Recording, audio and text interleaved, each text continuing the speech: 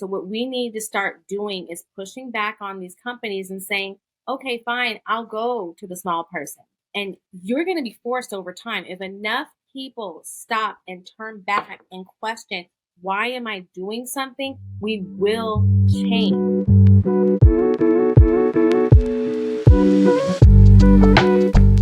Hi, guys, and welcome back to the Mind, Body, Planet podcast. We are back one more week. Woo, woo, woo. This week's episode, we are talking with Allana Taylor, who is the founder of Sabali Pure, which we will get into more later in the episode.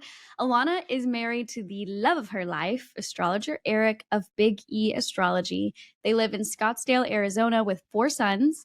She started exploring healthier lifestyle choices while caring for a sick family member when she grew increasingly frustrated by the chemical-laden products that she used reluctantly on herself and on her family. Then a friend introduced her to homemade body butter, and everything was changed. A passion was ignited. Allana began creating her superior products, which have only improved with increased knowledge, resulting in what she calls whole ingredient formulation.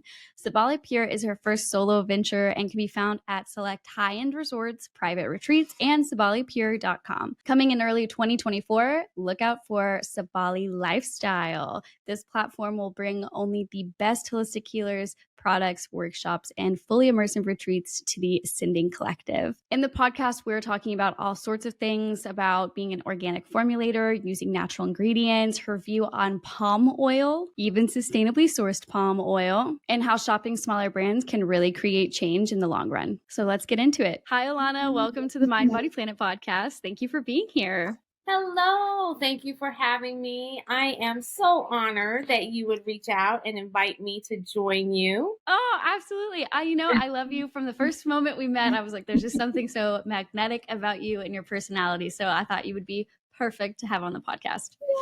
Let's go ahead and hop into our favorite things. I'll go first. I only have one this week, and it's a little bit different than I normally say. So I'm actually going to recommend another content creator that I've been really obsessed with lately.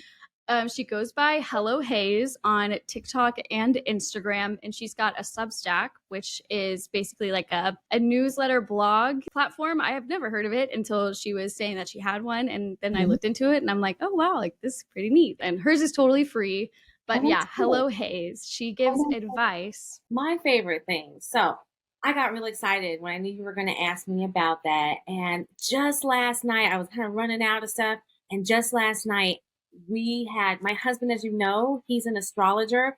And so we are looking at starting not just Sabali Pure, which is my business now, but Sabali Lifestyle, where we were going to be having retreats and offering people like this whole lifestyle of being sustainable and not just through the stuff we do for the earth, but through the health and mental wellness and all of that. So my husband had on the most phenomenal shamanic healer. She was so beautiful, so amazing. Her name is Marie Lucinda.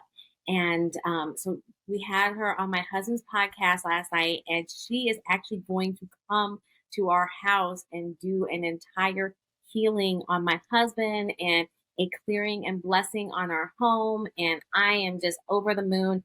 She's the most elevated love light person, and we know a lot of them that I've met in a long time. So I'm super, super, super excited about that. And then I was excited because this morning I gave myself a facial mask from things around my kitchen, and I wanted to share that with everybody because it's such an easy thing to do. And if we just get these little ingredients, and I have diatomaceous earth, which is stuff I use in my product, but it's also a heavy metal and toxin puller. And I made it with kelp, which is a little stinky, but I made it with kelp granules, which really help to pull and add minerals to your face, and and I exfoliate with it, and some raw milk that I picked up from the local farmers market. We have a Mennonite family here who have their cows and all of that stuff. So much fun. And it's such an easy thing to do, and you can pamper yourself, and it doesn't have to cost $150.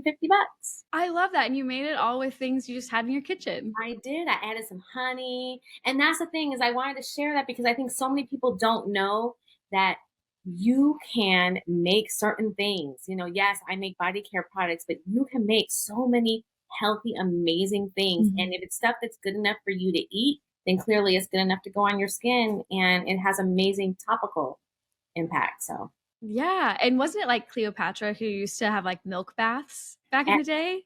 you know what? You are so right. So it's been around for ages. I don't know why we all just forgot about it out of I nowhere. think we forgot because somewhere along the line, we started thinking that we had to buy all these things, or that if we didn't Mm. buy it in the way that, like in a service or something, that it wasn't as good. But that's not always the case. And especially now, when we think about being more sustainable and we think about supporting local and supporting smaller businesses that are in our communities, we have to also look at, who are we giving our money to? Are we giving our money to people that are supporting the bigger global issues that we want? Or are we giving our money to like the next huge corporation that could really care less about us? Hmm. I think that's such a beautiful message, especially with Amazon Prime Day that just happened earlier this week. Mhm. And it's so sad when I see small local businesses going out of business when I know they have such pure and like good intentions with what they're doing, and just people want what's quick and easy and trendy. Because I would say a lot of Amazon products tend to be trendy, not that they're Mhm. very good quality most of the time. They're just what people are talking about, unfortunately. So, It's a mind shift, right? Because, mhm. like, I'm not going to lie. I have I have 4 kids, and I bought shorts yesterday on Amazon Prime. I don't go crazy Mhm. buying like just any and everything, but I bought shorts because my kids are in desperate need of shorts. They were like, "Mom," Mhm. and so it was easy and fast, and it was cheap, quite frankly. And when Mhm.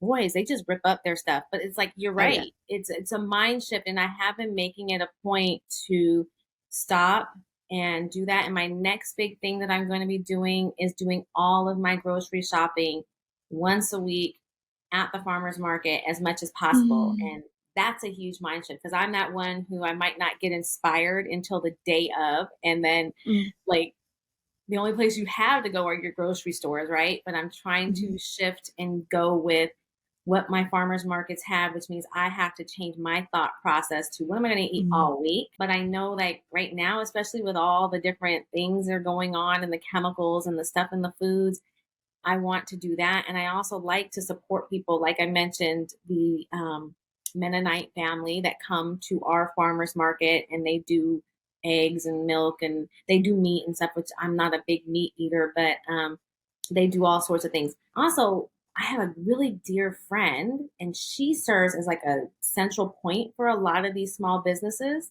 So, like, people can do that. So, she has about 5 different businesses, and once a month, Azure, which is this big collective that sells healthy food, they deliver to her, and you order through her, and they deliver below cost, or at least like below what it would be at the grocery store and our different things, cost healthy things. And then she also does the stuff from this Mennonite family. They deliver to her. So it's like, she has this ice chest, and I'm here in Arizona where we're about to be at 111 for about 2 weeks straight. Oh, It's wow. hot, really hot. But she has like this whole ice thing, and so you can pick up your milk, and it's like that old fashioned stuff. So it's a shift, but we can do it. Yeah, yeah, definitely a mindset shift, because you're right. Like it's really easy to support local when you're like thinking about it, but Mhm. society has kind of like trained us to not think that way anymore, I would say. And so it's difficult to get back to how things used to be almost. And it's one day at a time. Like, if you mess up one day, there's always the next day, right? Yeah.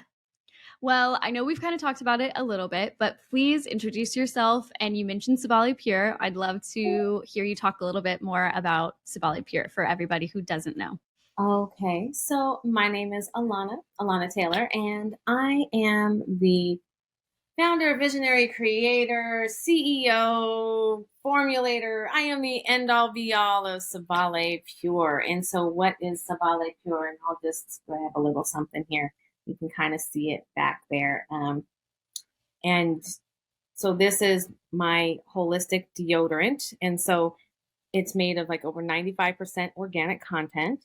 And I use what I call the whole ingredient formulation approach to things. So I really try to look at how do I get as close to the plant. Obviously, everything has to be processed in some kind of way, but like I love the Lippe butter that I use because it is hand picked, hand processed to help it get to becoming butter. It's not manipulated in a laboratory like caprylic caprix the triglyceride, which is in so many of the things Mm. that we use. I go to things like that. I use unrefined oils and organic, obviously organic oils. I use as much fair trade because I really believe that the energy behind the things that the components, in my case, it's ingredients, the energy behind that is transferred into the products. They've even proven that, like, for instance, like water, if you um, say negative things to water and then freeze it, the crystals are all crazy looking. But if you say positive things, it's a whole study. And of course, I can't remember the guy's name right now, but it's huge. You can Google it.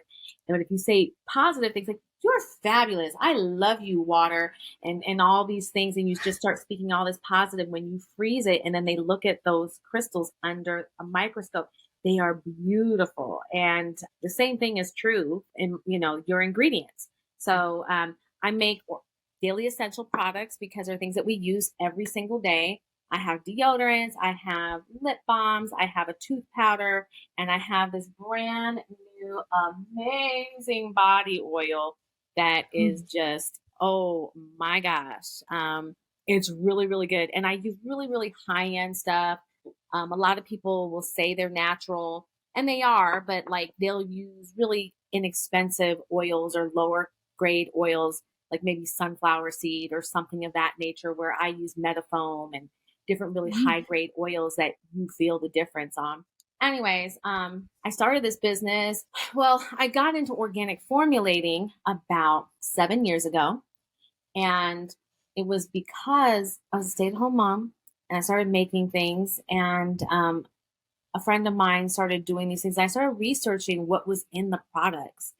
And she was making a couple things and she said, hey, I'd like to start a business. Will you help me? And I was like, well, if I do it, we're going to really do it. And we began making stuff. And I had wanted to use a formulator with experience because I felt that, oh, I didn't go to school for this. So how could I possibly do this? The first thing I did is I tried to look for private label people.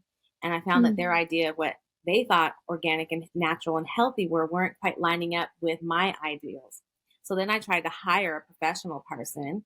And this person who had worked for L'Oreal and Clinique and Chanel and all these big names to make different body care products, he took our really natural formula that we gave him and he basically added in a bunch of fillers and he added in preservatives and he added in just things that I didn't think were good.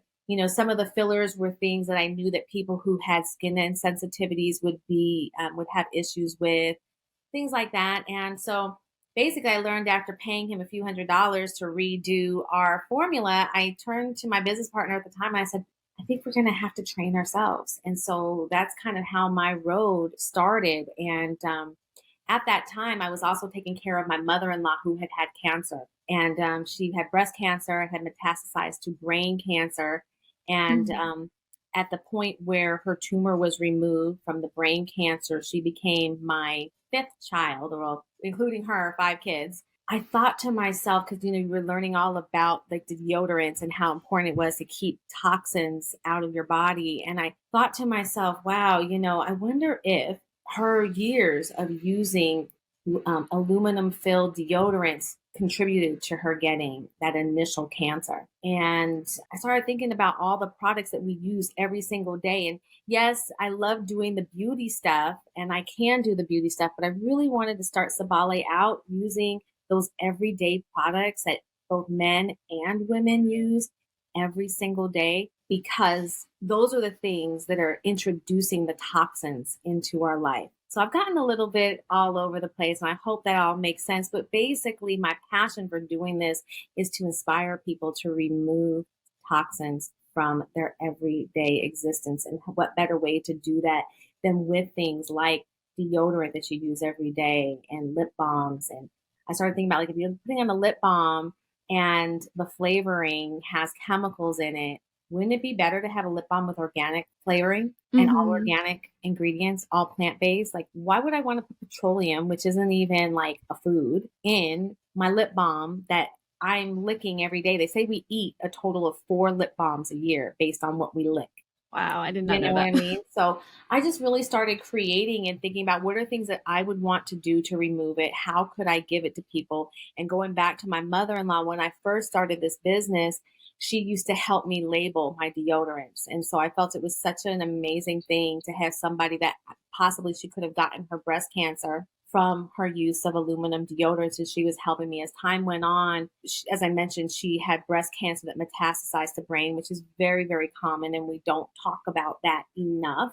We knew that the dementia was going to come on because of the tumor that was removed. And over time, she could no longer help me label and she could no longer do these different things. But I really do think about her in a lot of the products that I make, because she, for me, is a perfect example of why it's so important for us to think about what we're putting on our bodies, because over time, it's not like in 1 month of using any sort of product, we're going to have a major terrible outcome. But over a lifetime of doing this, we can. And when we are now introducing deodorants to kids who are 9, I mean, I had mothers coming to me and I need to put my daughter on deodorant. She's smelling. And it's like, don't put her in those chemicals because we're going to mess up her hormonal system. So all these things are what are my driving force behind what I do. And I'm super, super passionate about it.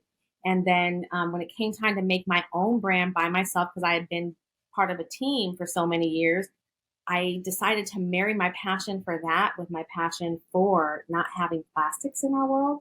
So all of Mm-hmm. these tubes are compostable. I break them down. Half of them go into my compost pile, half of them go into my recycling bin. My boxes for my body oil, they're completely compostable. So I can throw these completely in the compost, which is really exciting. And I just think that if we all do these little things, we can change the world to be what we want it to be. I love your story. I didn't know the backstory with your mother. That must have been such a hard time to go through. So thank you so much for sharing that. Yeah, no, it was. But we have to always look for how like, if I'm having this experience, it's to make me stronger, it's to Mm-hmm. teach me something. And then once I learn something, if you're really loving the people around you, your community, then you're going to try to teach people through your hard experience, right? Yeah, absolutely. The passion just shows. I can totally see it. So, when it came to getting started with Sabali, what was your path that you were like, I want to start this company? You've shown kind of your interest on the ingredients and being plastic free, but what was that initial desire to start a business? Well, I think what happened for me is, as I mentioned, I was a caregiver and I had 4 children and a caregiver. And my husband, I've dealt with a lot of illness. My husband had actually gotten this thing called valley fever, which is here in Arizona where I live and some of the surrounding states. He got really sick. So I found myself caring for people all the time. And I couldn't leave the house because, like, my husband at one point, we were going about three, sometimes 4 doctor visits a week. So I couldn't Mm, go out to work. So I just needed to do something. So in all honesty, I fell into doing something at home because I couldn't go anywhere.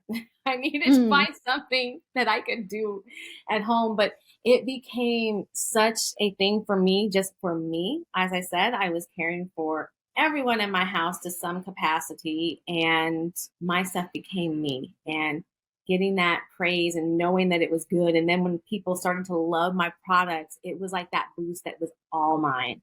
And so Mm. that's how that came into being. What an awesome story. Thank you. So you've talked a little bit about Lippe butter, and I know that that's an interesting butter. I'd never heard of that before. Previously, we had talked about it before we were recording. So I'd Hmm. love to hear your take on that because it's really a replacement for palm oil, right? Yes. Okay. Yes. So, okay. I used to in my old businesses, there's a story here, but I used to use shea butter, and that's a phenomenal butter. And I use an unrefined, or organic unrefined shea butter. And I had finished all my formulations.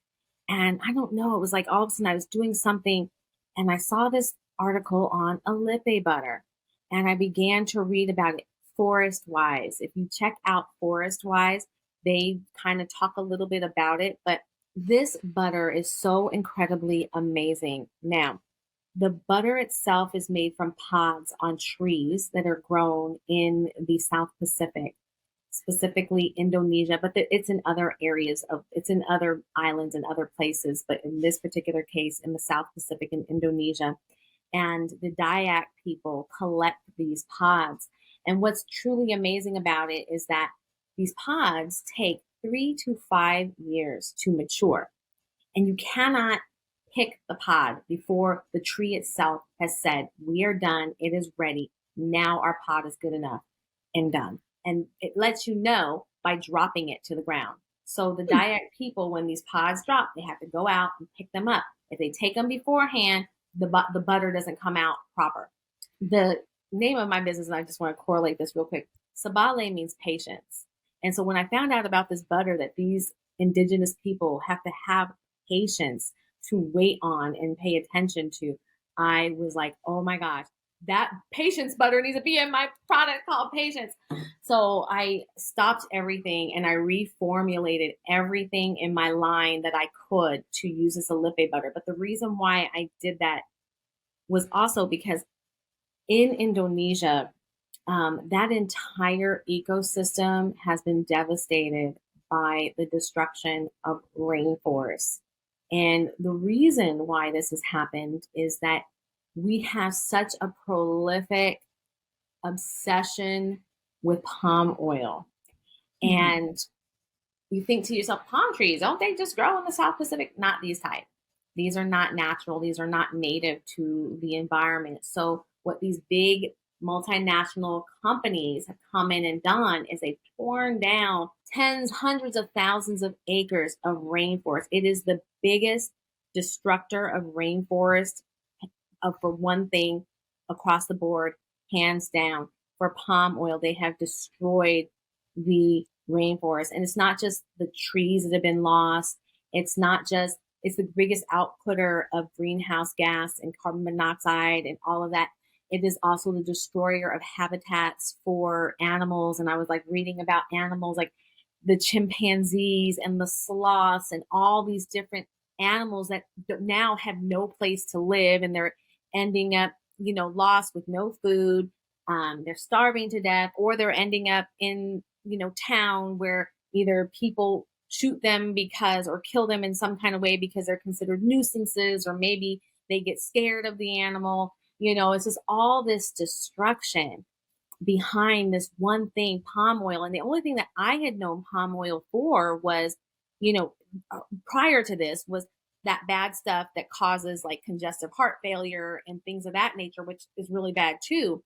But then the more that I studied, oh my gosh, we use this in so many things, but it's so bad for the environment. And then we have to, like, as I said, they are the biggest producers of greenhouse gas, it impacts everybody. Even though it's in Indonesia and I'm here in Arizona, the oxygen that we breathe in our earth, around our earth, we really share it. Like, we are sharing the oxygen that I'm breathing in right now and exhaling is being absorbed by a tree and being reproduced and sent back up, and somebody in Africa is breathing that air at some point in time. And so we have to really take this collective look at how the things that we do impact. So when we lose rainforest, we lose all that other stuff, but we lose the ability for our air to be refreshed. And like, I was just so moved. I was like, I can't.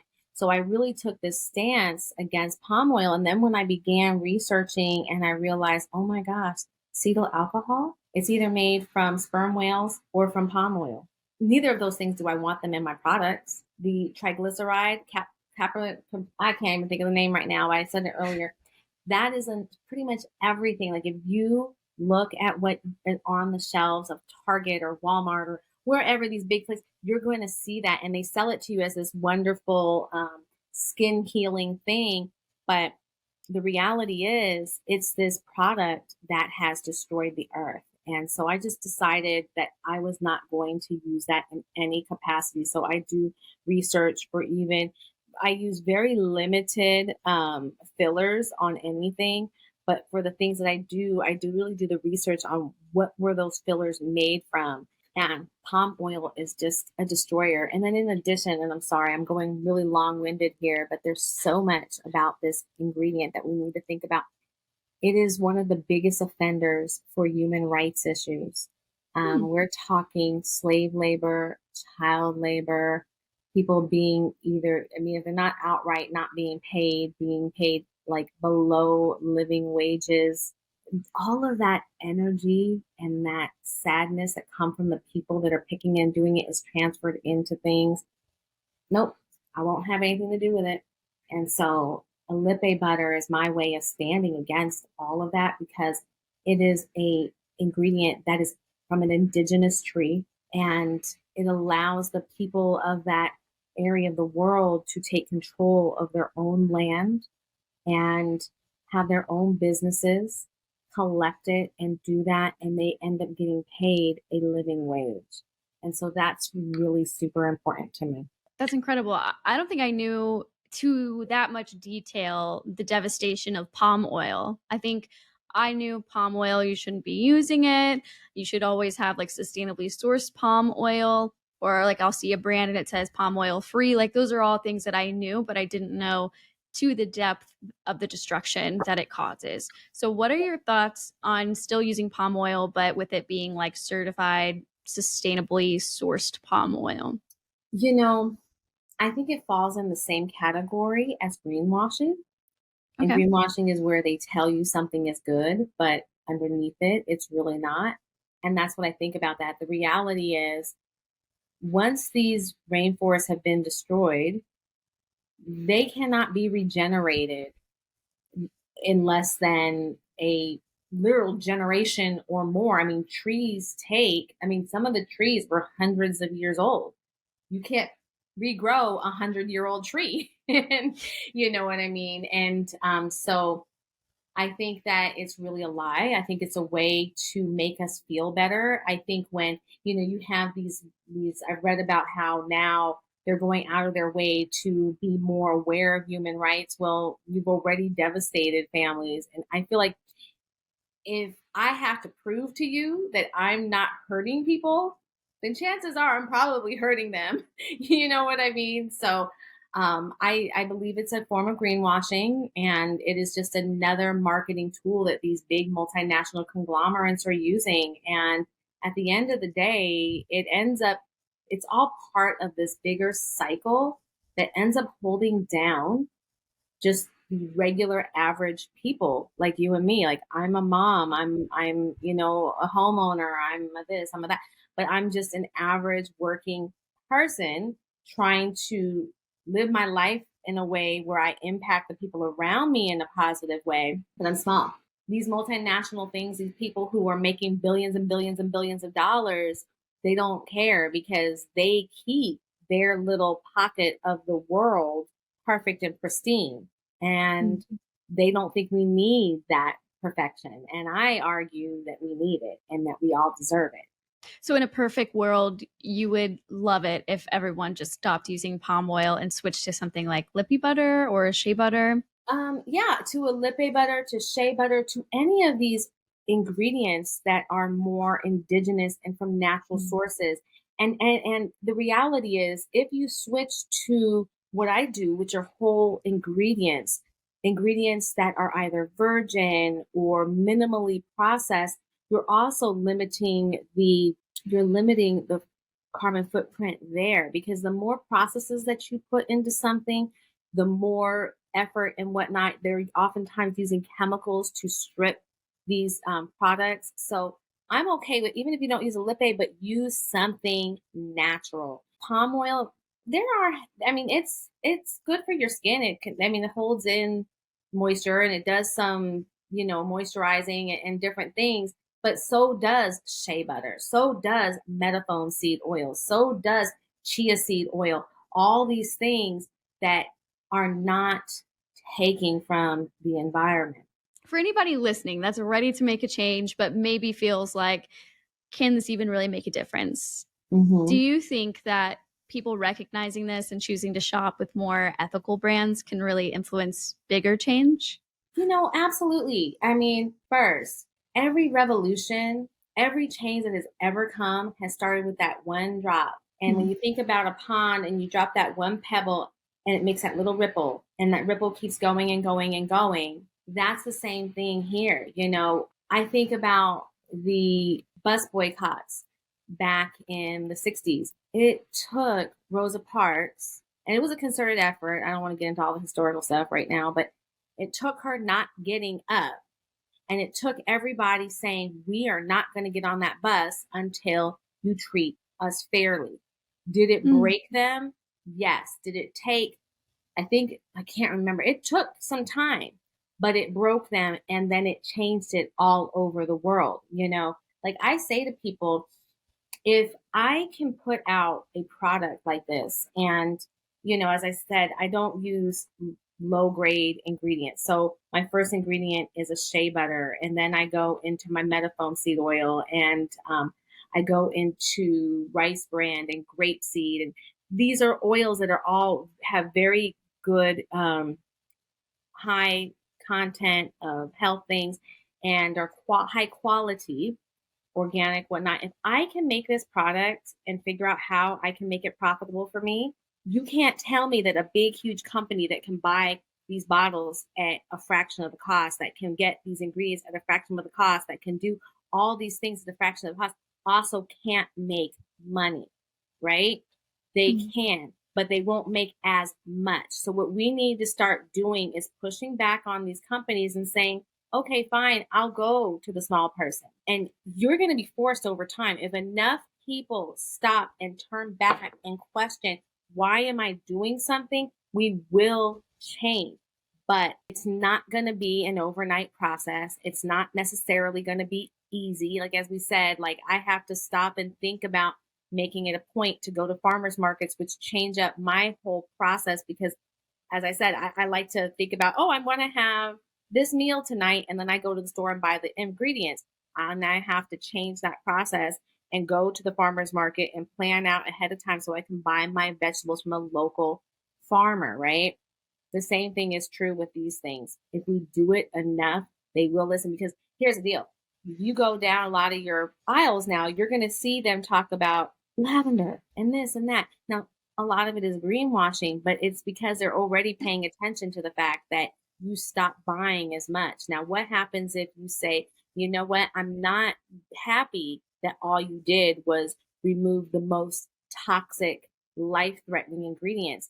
I'm still not going to buy anything from you until you really make these ingredients healthy for me, until I know that you're not hurting the environment.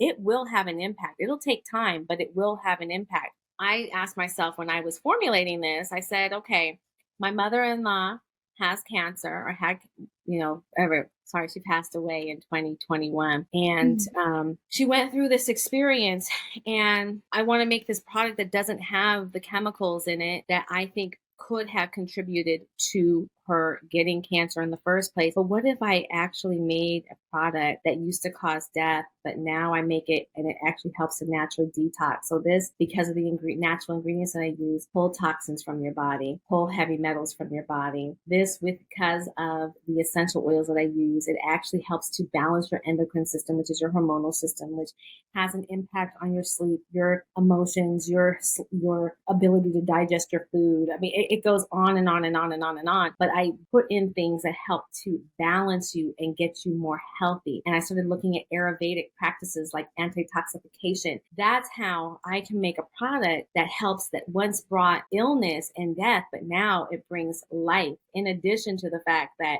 I don't use palm oil and that I use a Lippe butter. You understand? And we have the ability to do these things and to make these changes if we just decide to do it.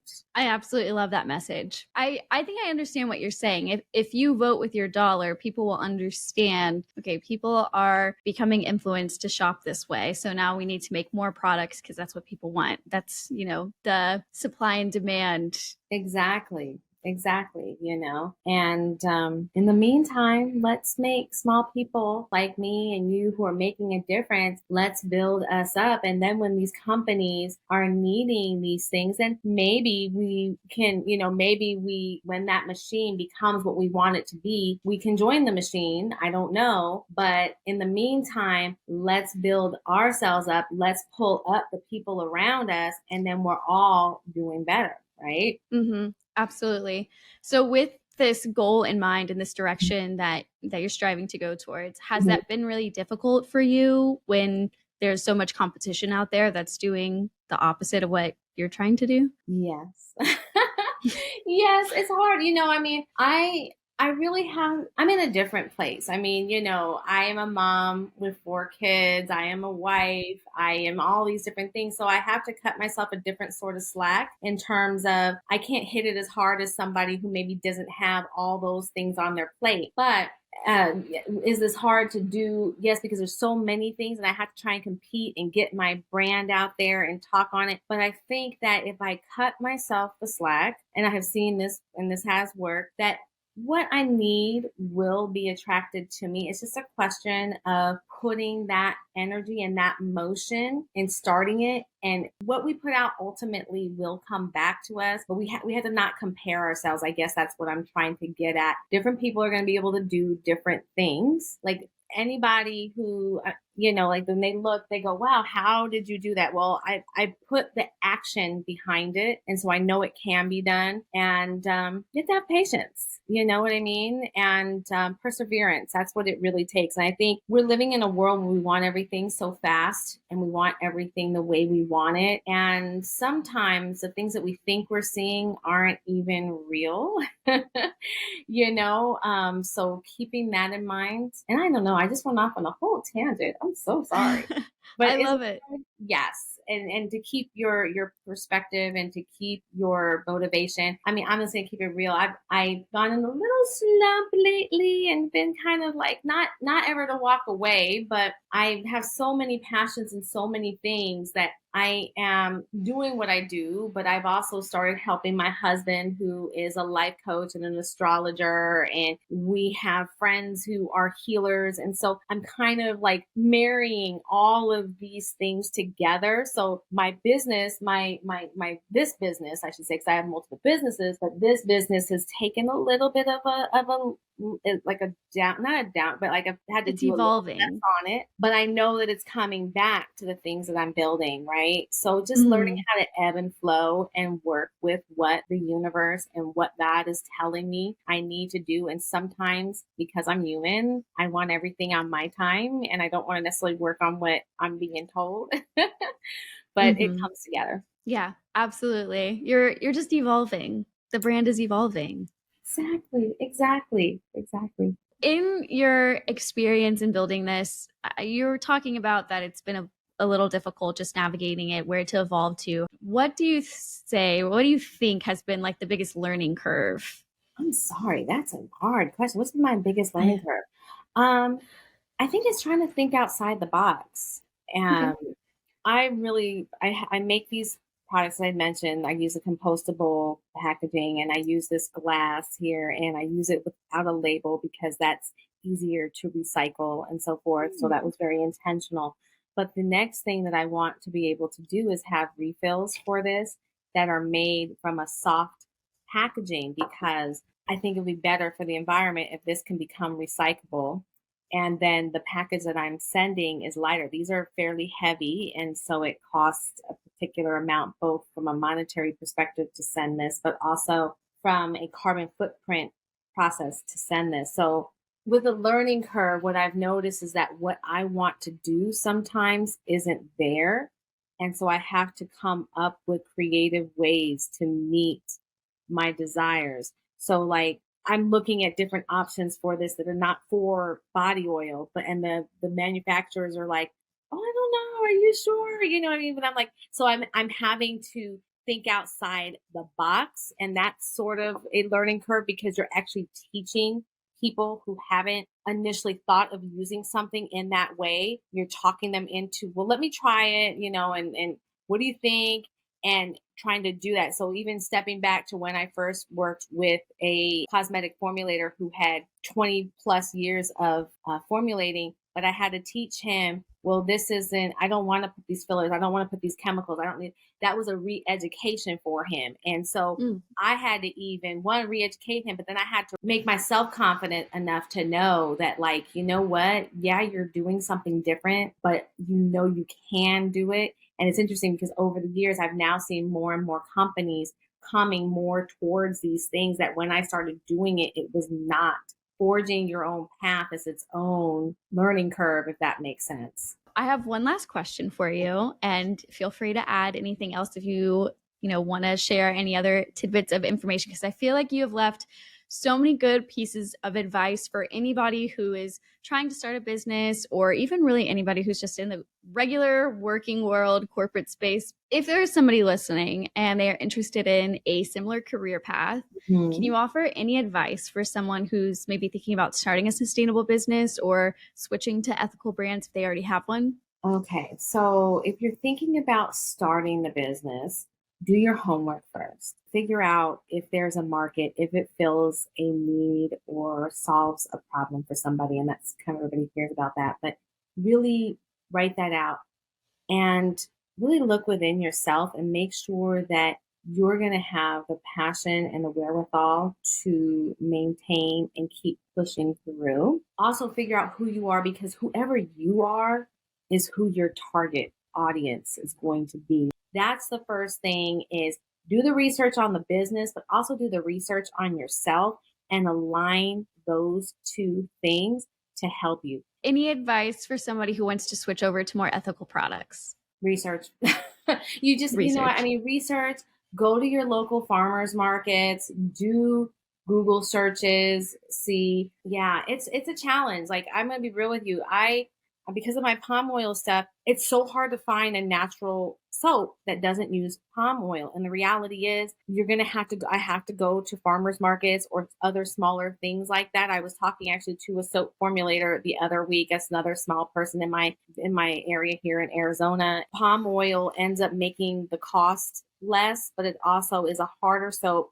And so in order to achieve that long lasting, they have to go to shea. And it's a long story, but it's hard to find. So look for people like me who are going to be willing to spend more on their ingredients. So go local, go to farmers markets, read your labels, ask the people that are making your products questions. Like, I encourage everybody, ask me a question. If you are curious about something in here, ask it. Ask me to compare stuff. I love being able to compare ingredients from my products to other people because I want to educate and teach people. So if you go small, you can find out and you can learn. Don't be afraid to just ask and do a little research. You are absolutely so magnetic. I feel like I can just feel the passion coming through the screen right now. So thank you so much for sharing.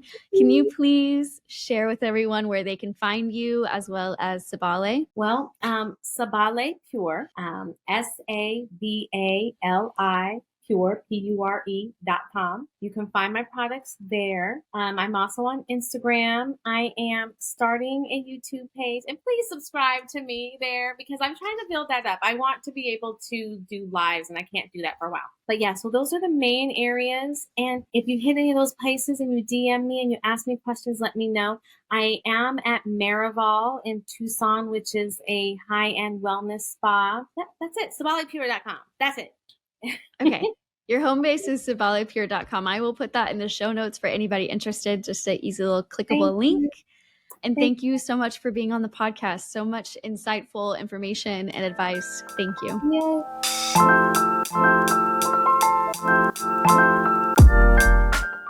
Yeah. And we have made it to the good climate news. This week's article is called "The Magic of Moss. The tiny plant absorbs 6 times more CO2 than other plants, says a new study." I'm going to link this in the show notes as always. But just to give you like a little snippet of the article, in a study published in Nature this May, mossy soils were found to contain 6 times more carbon than soils, even healthy and rich ones, where mosses were not present. And I love this quote because I feel like nobody uses this word anymore, but we were absolutely gobsmacked to find that mosses were doing all of these amazing things. David Eldridge, an ecologist at the University of New South Wales, told Science Report. So Moss, you go Moss, you're doing some really cool things. That is all for this week's podcast. Thank you guys so much for tuning in. I absolutely love Allana, so please, please, please go support her on her socials, and even I would highly recommend her products. I use the lip balms. I love the lip balms. She's got a cool collection of the lip balms where it's 4 different ones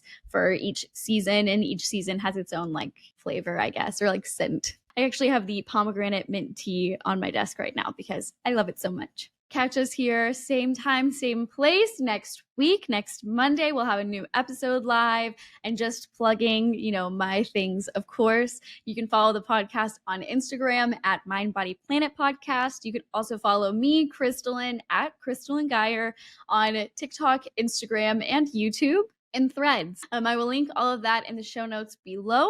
And if you are interested in learning more about good climate news, as well as a monthly breath of fresh air, you can join the Eco newsletter, which is the Mind Body Planet newsletter, also linked below. It comes out on the first of every month. Eventually, it'll be weekly, but we're not there yet. And every month, I'm sharing stories that are all positive, from health and wellness to mental health to sustainability and good climate news. It's something that I am 100% passionate about, so I would love it if you could join my newsletter. And if you've made it this far, thank you.